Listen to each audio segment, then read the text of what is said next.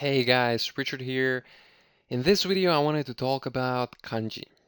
I promised to make this video months ago, but I've just been too busy to get around to it. But finally, here it is.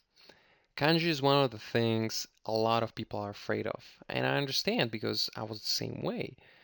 When I first started with Japanese in 2008, my goal was to be able to speak just a little bit. But eventually, I decided to learn the writing too, and I learned hiragana and katakana. But since I was self-taught, I was too scared to tackle kanji on my own. I felt like I needed somebody to explain it to me because it was just very, intimidating and just scary looking. I'm sure I'm not alone in this. In fact, I know that some people don't even try to learn to speak Japanese just because they're so scared of the writing. So yeah, I wasn't really able to learn kanji on my own, but I signed up for some free Chinese classes on my university, where they taught me my first kanji. Although, it was Chinese, and in Chinese they're called Hanzi, but in a way they are the same thing, and of course with some differences and stuff. But I quickly realized that my fear of these characters was completely baseless. It turned out that the characters were really not that bad. So first problem called fear solved. I started to learn Japanese kanji as well. I soon discovered that learning 100 characters is a little challenging but definitely doable. What I've also discovered was learning 400 characters was nearly impossible as it was really hard to get past even 200 without forgetting the previous ones. And I just didn't see how I could possibly hit the desired 2000 threshold. I just couldn't keep track. I didn't know how to effectively review the characters. It was a nightmare, among other things. I became able to speak fairly well, but I still couldn't read or write. Then a total game changer happened. After trying out countless learning methods and failing each time, I finally discovered how to study kanji effectively, how to review the old characters, how many new ones I should add on daily basis, and how to remember the stroke order. So here is my method. What you want to do first is to learn hiragana and katakana, just to get it out of the way so that you can focus on kanji. You could learn both simultaneously, sure, but I recommend not to, just so that you're not as overwhelmed. Just like in martial arts, you don't start learning the most difficult form first. You start with the simple stuff first, right? Calligraphy is the same way. You don't start with the most complicated character. No, you start with just single line, then you add on to it, and you build from the basic characters to the more complicated ones. Once you got down hiragana and katakana, once that's out of the way, here's how I approach kanji now. When you learn a new word, learn how to write it properly right off the bat. All the kanji that's involved. Here's the thing, just learn that word. Okay, that the reading of the character for that particular word. Don't poke around the other stuff, just leave it at that. Leave it until you encounter the word that actually uses the other readings. If you can already speak some Japanese and you wish to learn the writing, then go and start from square one. Go to the beginning and slowly so to relearn the words and learn the right way to write them.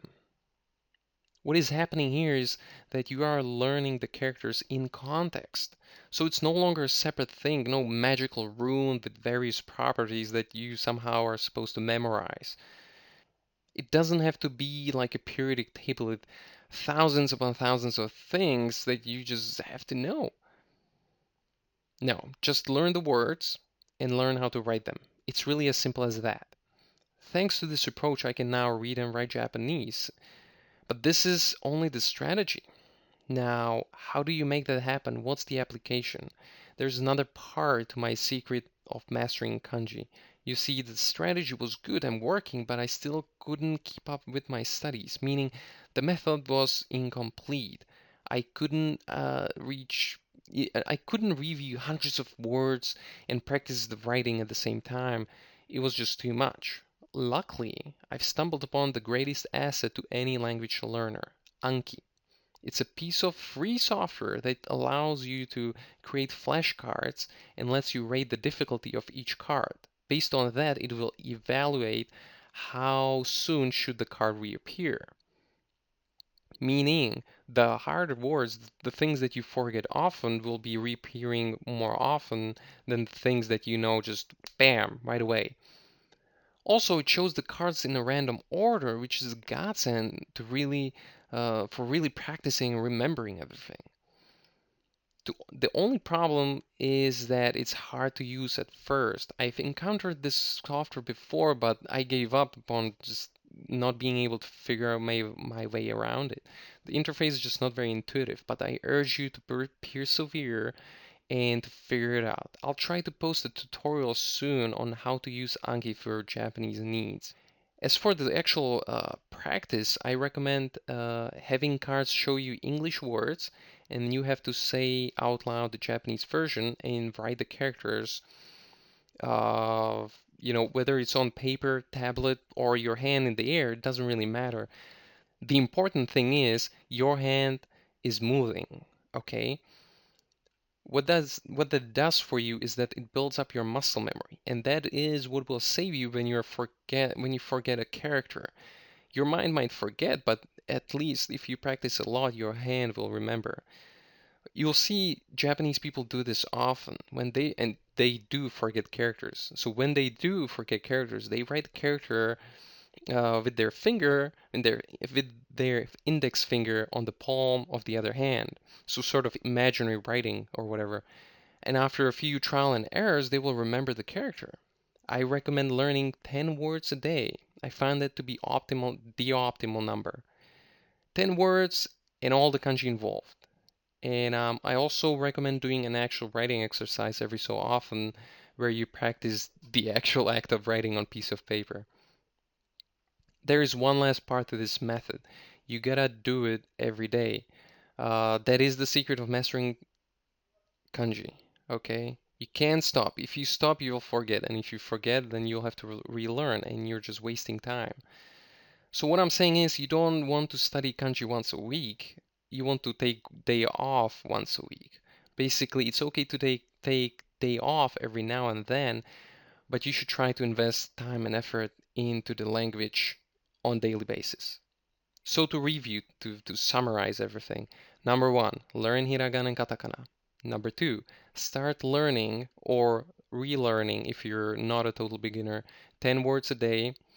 Learn the kanji involved, but leave the other readings be. Just remember how to write that particular word, remember that particular reading, and leave the rest for the future.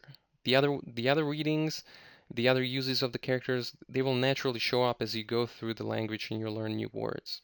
Number three, use Anki to review and remember how to write words properly.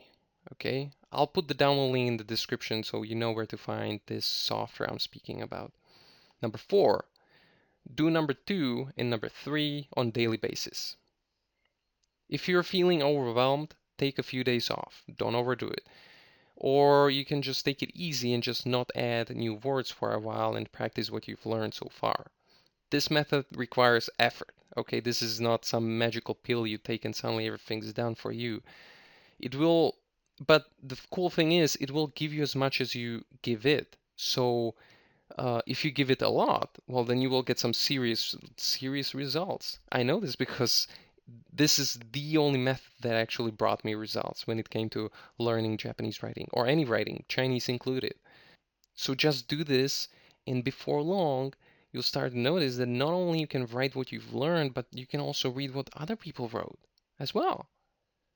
And that feeling is freaking amazing.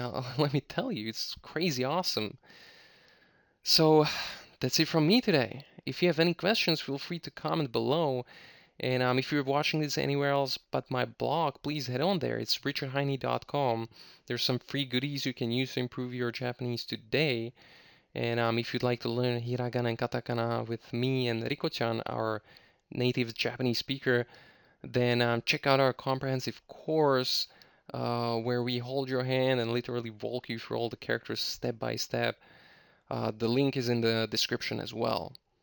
We did our best to make it really beginner friendly.